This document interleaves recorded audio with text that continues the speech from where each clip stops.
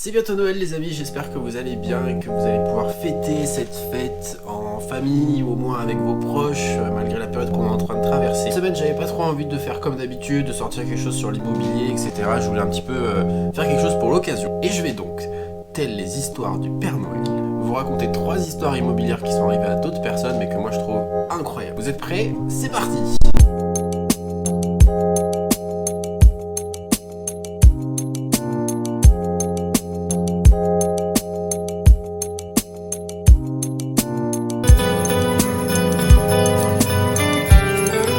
La première de ces histoires que je vais vous raconter, elle a lieu à Nice. On est en fin 2020, donc il n'y a pas si longtemps que ça. Et on a du coup Christian. J'ai modifié le nom pour des raisons de... je sais pas. Christian il vit en Italie et il a du coup pour son plus grand bonheur un appartement à Nice qu'il loue pour le moment et où il a prévu en fait de passer sa retraite, de rentrer en France et de finir, de faire ses beaux jours en fait à Nice dans cet appartement. Autre point à savoir pour cette histoire, c'est que Christian il a un frère qui s'appelle Jacques qui lui par contre habite à Nice. Et Jacques il est propriétaire d'un studio dans le même immeuble que Christian. Ce matin, Christian il reçoit un appel de l'agence immobilière qui s'occupe de la gestion de son appartement et qui lui dit: Monsieur Christian, votre appartement, en ce moment il y a des squatteurs dedans en fait. Voilà, je voulais juste vous le dire. Donc Christian, qu'est-ce qu'il fait? Il panique, il demande des informations, il dit mais qu'est-ce que c'est qui ces squatteurs, etc. Enfin, faites quelque chose quoi. Donc l'agence immobilière regarde et étudie du coup le dossier, récupère les informations, et en fait on se rend compte que l'appartement de Christian, il a été vendu. Mais il a été vendu sans le faire exprès, parce que Christian il est pas du tout au courant que son appartement a été vendu, alors que c'est lui le propriétaire. Alors du coup, qu'est-ce qui s'est passé sur cette histoire? Et en fait son frère Jacques, du coup, qui avait ce studio dans le même immeuble que Christian, avait décidé de vendre son studio. Et pour ça, du coup, il avait sollicité une agence pour s'occuper de la vente, donc l'agence s'était occupée de faire les visites, etc. avait trouvé un acquéreur, l'acquéreur pensait faire une bonne affaire puisqu'en fait il faisait visiter l'appartement de Christian. L'acquéreur du coup fait l'offre, elle est acceptée, il passe devant chez le notaire, il signe le compromis, il signe l'acte, tac, c'est vendu, l'acquéreur a les clés et se retrouve du coup dans l'appartement de Christian. Tout va bien. Tout va bien. Alors du coup la faute à qui? Peut-être à l'agence qui s'est occupée du coup de la vente de l'appartement, peut-être aux notaires aussi qui n'ont pas été assez attentifs au dossier et aux pièces qu'il y avait dans le dossier. Toujours est-il qu'aujourd'hui le dossier n'est toujours pas clos, il est toujours en instance d'être réglé, on ne sait toujours pas ce qui va se passer. On en saura plus pour la prochaine fois. On espère juste que Christian pourra récupérer son appartement pour la retraite et qu'il pourra couler ses jours heureux à Nice. Histoire suivante. Bon, la deuxième histoire elle est un peu moins marrante, elle a lieu à Saint-Malo. On a du coup Jonathan et Catherine qui sont un jeune couple originaire de région parisienne et qui ont un projet de vie, c'est d'avoir leur maison à Saint-Malo. Ils veulent avoir leur nouveau cocon, ils décident du coup de quitter la région parisienne, d'aller vers Saint-Malo, d'avoir une maison avec un grand jardin, ils savent exactement ce qu'ils veulent. Jonathan il a trouvé un travail comme restaurateur à Saint-Malo et Catherine elle est directrice d'école sur le secteur. Ils débutent donc leur recherche et puis forcément ils sont de région parisienne donc ils connaissent pas forcément le secteur, ils connaissent pas l'endroit, ils se font du coup accompagner par une agence immobilière. L'agence immobilière leur propose une maison qui correspond parfaitement à ce qu'ils recherchent. La grande maison, le jardin, la vue dégagée, dans un lotissement qui est très calme. Il y a vraiment tout pour plaire. La maison elle date des années 70, on parle ici de style néo-breton, je sais pas du tout ce que c'est. On va regarder. Ok, bon du coup je vous mets une photo d'une maison néo-bretonne. En gros c'est des maisons qui ont des toitures en ardoise avec 2 pentes du coup sur le toit, il y a des murs blancs et il y a des encadrements de portes et de fenêtres qui sont en granit. Donc ça c'est l'habitation typique bretonne. Et pourquoi est-ce que nous, on n'a pas de maison néo-vergnate du coup? Bref, c'est pas le sujet, du coup Jonathan et Catherine ils ont un vrai coup de cœur pour la maison, ils décident de faire une offre au prix. La maison elle fait 110 mètres carrés, il y a un grand jardin comme je le disais, ils sont juste à côté d'un collège, ils sont dans un lotissement qui est calme, ça a l'air vraiment super, donc go, allez, on fait l'offre et puis on y va, elle nous plaît cette maison. L'offre du coup est acceptée, ils en ont pour 250 000 € pour l'achat de la maison, il y a également 12 000 € de frais d'agence, et il y a 19 000 € de frais de notaire. Ça leur fait donc un projet à 281 000 €. Retenez bien ce chiffre. Donc les mois passent, et puis un matin, Jonathan il voit des ouvriers dans le jardin du voisin, où ils sont en train de déterrer quelque chose de vraiment très gros, une cuve ou un truc comme ça, donc il les voit s'affairer autour de ce trou-là. Jonathan il comprend pas, il va voir sa voisine, il lui dit: est-ce que vous savez ce qui se passe chez le voisin? Pourquoi est-ce qu'ils sont en train de déterrer ça?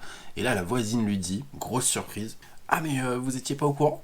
Tu sais quand on dit ça, vous étiez pas au courant, généralement tu vas pas aimer la suite quoi. Oui, écoutez, avec tout le quartier, on s'est demandé pourquoi vous achetiez cette maison. En fait, celle de votre voisin, elle va être démolie, et il va y avoir un immeuble qui va être construit dessus. Donc là en fait si on comprend bien, on a un immeuble qui va faire 4 étages où il y aura 27 logements dedans, qui sera construit du coup vraiment juste à côté du jardin de Jonathan et Catherine. Donc c'est à dire qu'il y aura un immeuble qui sera en bordure directe avec le logement de Jonathan et Catherine. Et le pire dans l'histoire, c'est que tout le monde semblait être au courant, tout le quartier était au courant qu'il y avait cet immeuble qui allait se construire. Et en fait, ce que Jonathan et Catherine ne savaient pas, c'est qu'il y a un permis de construire qui avait été déposé sur cette maison, sauf que ça avait été posé de l'autre côté de la rue, là où personne passe. Donc c'est-à-dire que quand ils sont allés visiter, ils n'ont pas vu de panneau, ils se sont pas doutés qu'il y aurait la démolition de la maison du voisin. Donc ça veut dire, le vendeur était au courant, l'agence était au courant, les voisins étaient au courant, le notaire était sûrement au courant, et personne ne leur a rien dit. Donc ça veut dire qu'ils se sont installés dans cette maison pour la tranquillité du quartier, pour vraiment la vue qui était super, etc. Et ils vont se retrouver avec 2 ans de travaux pour construire l'immeuble, les va-et-vient des voitures, puisque va y avoir du coup plus de personnes qui vont habiter dans le coin, et puis le gros vis-à-vis qu'il va y avoir sur leur jardin. Du coup, Jonathan et Catherine, qu'est-ce qu'ils ont fait? Ils ont fait appel à un avocat pour obtenir gain de cause. Ici, logiquement, c'est l'agence immobilière qui est en tort, parce qu'elle aurait dû faire savoir aux acquéreurs qui auraient ces travaux-là prévus juste à côté de la maison, parce que forcément, ça vient la dévaluer. Sauf que l'histoire finit, bon, plus ou moins bien, parce que Jonathan et Catherine, et donc leurs enfants, ils se sont finalement attachés à cette maison, ils prévoient pas de déménager malgré le fait qu'il y ait les travaux à côté. Par contre, ce qu'ils ont fait, c'est qu'ils ont réclamé à l'agence le dédommagement déjà des frais d'agence, donc à savoir les 12 000 euros, c'était 12 000, hein, et également le dédommagement correspondant à la perte de la maison, puisqu'ils l'ont fait évaluer il y a peu, et aujourd'hui la maison est estimée à un peu moins de 200 000 euros, soit 50 000 euros de moins que ce qu'ils l'ont acheté. Bref, du coup, tout ça pour dire que quand vous achetez une maison, regardez bien aussi ce qu'il y a autour de vous, regardez ce qu'il y a dans le quartier, s'il n'y a pas des choses de prévues, des choses qui vont se construire. C'est vraiment le truc tout bête, mais voilà, il vaut mieux que ce soit vous qui le sachiez et que vous vérifiez avant de vous positionner sur un bien. Histoire suivante. Les amis, on termine cette vidéo avec une histoire que je trouve digne d'un conte de Noël. Cette fois-ci, on est à Montréal, et ensuite, du coup, John. Et John, il est agent immobilier depuis 20 ans à Montréal. C'est un real estate qui est chevronné. Il connaît le métier, il connaît les gens, il connaît les quartiers, voilà, il roule quoi. Et donc un jour, John, il y a une de ses anciennes clientes qui l'appelle parce qu'elle veut vendre son appartement qu'elle avait acheté pour le mettre en location. Elle lui dit au téléphone: John, j'ai besoin d'un miracle là, vraiment sur ce coup, j'ai besoin de vos services. Elle avait acheté cet appartement pour avoir des revenus complémentaires, donc pour le mettre en location. Sauf que ce qu'elle ne savait pas au moment d'avoir acheté, c'est que ce type d'appartement n'est utilisé que pour y habiter, pas pour le louer. Donc ça c'est le premier problème. John il est chevronné. John il dit: écoutez, j'arrive, ne vous inquiétez pas, on va s'en occuper. Il arrive dans l'appartement et là il voit des énormes trous sur le plafond, sur les murs, etc. Enfin c'est l'enfer. En fait la vendeuse elle avait fait des trous un peu partout dans l'appartement pour vérifier que c'était bien construit du coup. Elle voulait vérifier la finition du bien et en fait elle avait constaté plusieurs malfaçons. Et en plus de ça, du coup il y a la ville de Montréal qui avait émis un avis de non-conformité sur l'immeuble. En gros la ville avait vu l'immeuble, avait vu comment il était fait et a dit non, ça c'est pas possible. Voilà. Donc toi quand t'es propriétaire dans cet immeuble là, tu sais que bref, du coup l'appartement il était difficilement vendable en l'état, et en plus de ça, dans la copropriété c'était pas la joie puisqu'il y avait 3 copropriétaires qui ne s'entendaient mais alors pas du tout, enfin il y avait rien qui allait. John il commence du coup à chercher des acquéreurs pour l'appartement, il arrive à en trouver parce que voilà, comme je vous disais, il est chevronné, donc il a son réseau, il sait qui cherche quoi, etc. Donc il arrive à trouver des acquéreurs. Et ces acquéreurs ils sont prêts du coup à assumer les travaux qui devront être faits dans l'appartement, bon, en négociant le prix bien sûr, mais mis à part ça, tout leur convenait. Il y avait juste une chose qui convenait pas du coup, c'était que la banque des acquéreurs refusait de leur prêter de l'argent sous prétexte que le bâtiment avait un avis de non-conformité de la part de la ville de Montréal. Donc ça veut dire qu'il fallait d'abord régler ce problème d'avis de non-conformité avant de pouvoir vendre le bien. John du coup qu'est-ce qu'il fait? Il appelle des entrepreneurs, il dit ok il faut réparer ça, etc. Donc ça prend plusieurs mois, mais enfin, du coup, c'est fait, l'immeuble est carré, l'avis de non-conformité est levé, donc ils peuvent vendre du coup le bien. Ok, donc là il se passe plusieurs mois, tout semble s'arranger, jusqu'à ce que John, en fait, il découvre que sa vendeuse devait 15 000 euros à la banque, en fait, qui correspondait au montant des échéances qu'elle n'avait pas remboursées sur les derniers mois. En fait, la vendeuse, il lui restait plus d'argent pour pouvoir rembourser son crédit, parce qu'elle n'avait pas de revenus complémentaires, voilà, elle avait fait ça pour faire de l'investissement, et ça avait tout capoté, quoi. Donc il lui restait du coup 15 000 $ à rembourser. C'est pas des euros, c'est des dollars à Montréal. On arrive du coup le jour de la signature. John il demande à la notaire à combien s'élèvent du coup les frais de courtage, donc c'est-à-dire ses honoraires. La notaire elle lui tend la facture.